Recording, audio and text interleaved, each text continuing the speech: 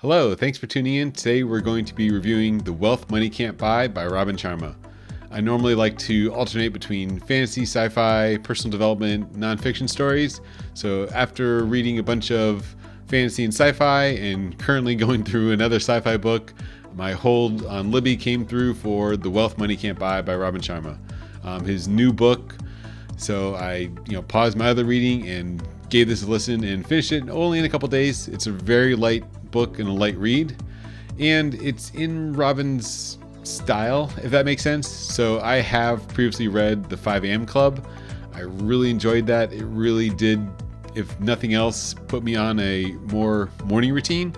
Not so much a hardcore Huberman Lab style morning routine, but I definitely, after reading that, tried to implement and get up earlier. I do my workouts in the morning now, and that little bit of shift of focus of putting that discipline to start the day off right, if that makes sense. But that book was, I would say, probably divisive in the way it's written. So the 5 a.m. Club is written sort of, is allegory the right word? It's told as a story, but there's where a guru is passing on knowledge to the characters in the story. So it's not written in a self-help book style where the author is speaking directly to the reader. The author is the guru who's speaking through the guru character to another character in the story. So I found it interesting in that way of structuring the novel. So instead of a novel or a personal development book, but instead of talking to the reader, here's what you should do. The 5 a.m. Club is about a story about a guru giving life advice to a character. So it's like a novel, but also like a self-help book. So with that being said, and why I bring that up is the 5 a.m. Club is, you see a lot of that evolution in style in this new book, Robin Sharma's newest book as of this recording, which is The Wealth Money Can't Buy.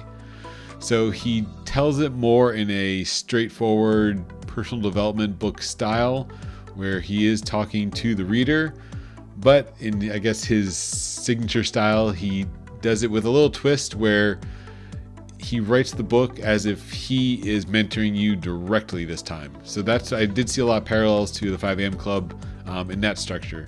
So instead of telling through a character, in this book, you're basically having a conversation with Robin Sharma, and he is telling you what's happening in his life as if you were in a mentoring session with him.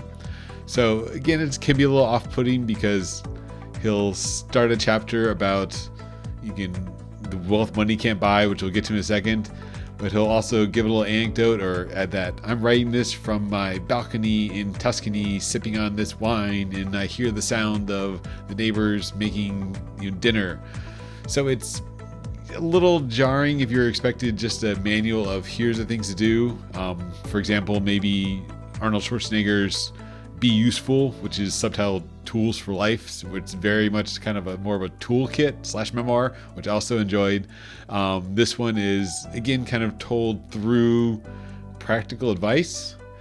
And sometimes the advice doesn't really hit, I guess you could say, but other times it does. And I think early on, if I'm remembering correctly, one of the earlier chapters where Robin is talking about the importance of reading books and he who reads the most wins, he even mentioned himself that why you should read more, and that's one of his life advice, is that sometimes you connect with an author and how reading, he goes into how reading is a chance to be mentored across time, basically, because you're reading the works and insights for these authors and their wealth of knowledge they're passing it on to you who's reading it right now.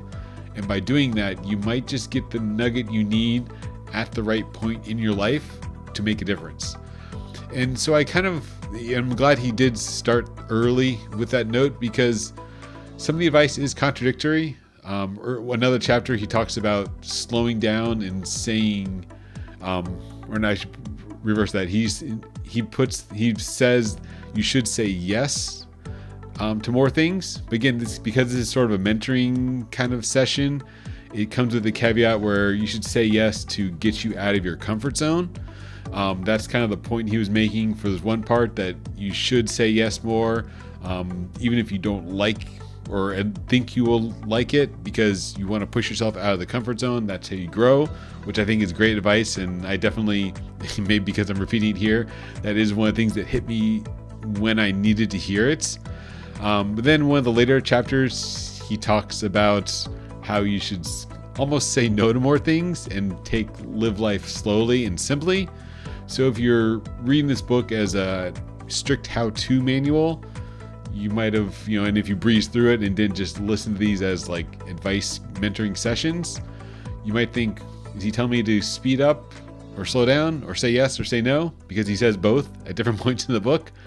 But again, it's with the context. You got to think of it in that, he's doing a mentoring session, and maybe at this point of that session, that's what you need to hear, that you do need to maybe get out of your comfort zone or to grow in that context. And then later in a different context, you maybe, and he kind of mentions that it's when you're more advanced in your career or your goals for that area, maybe you do need to slow down and be more selective. But that doesn't contradict the earlier point that just because you're being selective doesn't mean you shouldn't still be growing and trying new things. If that makes sense? So I did find the advice sometimes repetitive, sometimes contradictory, but all in all, again, like he says, and that's one of the key points that I loved in the book, is that you are connecting and getting into the mindset of these gurus, of these mentors, of these titans of industry. Robin Sharma himself is a mentor to millionaires, billionaires, or whatever he talks about in the book, but you're getting that advice through this novel, through this book, and hearing it is that window into their thinking, and you have to use your own judgment that sometimes it's great, sometimes it's not so great, but take away what you can and try and learn from their perspective. So the main crux of the book is that the wealth money can't buy. So if you just examine that title, it's some things you can't buy. And it is more kind of internally looking for internal satisfaction, intrinsic motivation is the word I'm looking for. And that's kind of the theme through a lot of this, that you should be intrinsically motivated, not just by money, but by happiness, contentness, things like health. He is a big proponent of health, which I love those early chapters on health where being in good physical health is such a marker in all aspects of life that shows that dedication to yourself, your commitment to living better. And of course, the payoff is the longer you live, the more you can experience. And I really think that's a great point, that by increasing your health span, you're just exponentially increasing the time you can be in this world and experience the world. It gets a little guru-y / spiritual, not in any denomination, but spiritual, in that there's so much the world has to offer that we should be really celebrating that and taking care of our health so we can experience all the world has to offer. Another interesting point for the health section was thinking of food as medicine, and that's something that I could take away, and I think is a key point, is that looking at food from that sense of medicine, that you want to be putting good things into your body. How can the food use as just fuel? How can it be used to enrich your body? So you should be looking at food maybe a little more critically, that if you're giving yourself poison, like junk food not directly from, not junk food, but ultra processed food, so are you feeding your body good medicine or bad medicine? That's a good, mindset shift to think about how we view food as fuel versus food as medicine to make your body feel better.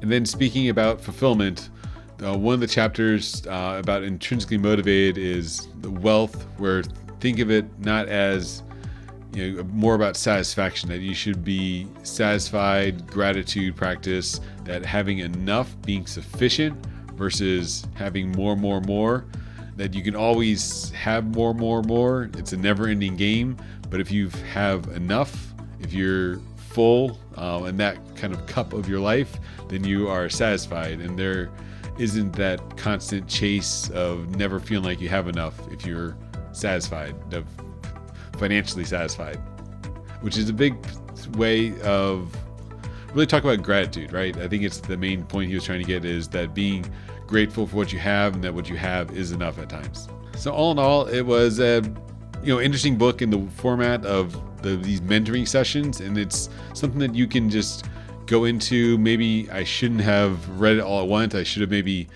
jumped back and forth, because they are structured like sessions with himself, the guru, with the mentor. So you wouldn't have, 8 hours of sessions back to back. So it probably would have been better to space this out a bit and, jump from book to book as I was reading this. But given this was a library loan through Livy, I did kind of just focus on this book before I went back to my next book, and kind of digested all the sessions in a couple reading sessions. But I did probably read more than I should have, quote unquote, at once. But it was, all in all, it was very practical advice. It's nothing that kind of you haven't heard before.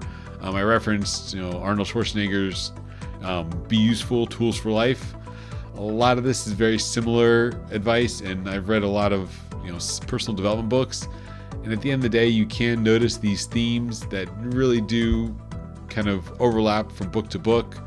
And maybe that's the point. By keep reading this, it hits you at the right time. A lot of the books talk about health. This book talks about, of course, connections, having family, friends connections.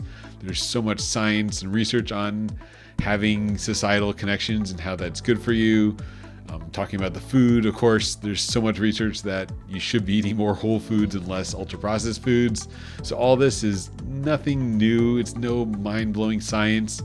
And it's definitely not structured, as I mentioned before, in a here's exactly the steps you need to do to achieve the wealth money can't buy. It's not a 5-step program to be happier. It's not I guess the term is protocol nowadays. It's not like the Huberman Lab protocol of, okay, get more sunlight in the morning, delay your coffee intake. No, this is more just general life advice from someone who has, quote unquote, made it, been successful, and who is teaching these tools of success to others. So the person teaching this, the mentor, Robin Sharma in this case, is the one that's, he has the experience of working with other clients, and you're getting that wisdom of what he's seen works for others, distilled down in his own way of more conversational, talking to a friend, talking to another one of his clients, who is you, the reader, in this case. So all in all, I would say it's still a, maybe 3 out of 5 for new ideas book, but 5 out of 5 if this book hits you in the right way. So I would still give it probably a solid 5 out of 5, because all the advice is actionable. There are, takeaways you can get from every single of these sessions that each chapter is structured at when you're learning about, family, personal development, eating, finding fulfillment. All these are the key foundational areas to live a better life, to be more satisfied with your life, and to have the wealth that money can't buy, which is to look inward, focus on yourself and your own happiness. So all in all, I highly recommend the book. It was a very easy read, very easy listen. And I like the style of mentoring sessions, and again, going into the book with that mindset that these are mentoring sessions from a mentor to the pupil, who is you, the reader, and you're getting the insight from this, veteran, seasoned mentor, distilling advice that has worked for countless others. So it's probably worthwhile to take the nuggets away, and again, always interpret to your own circumstances, your own situation, and see how you can apply these rules for life to your own life. So thanks for watching.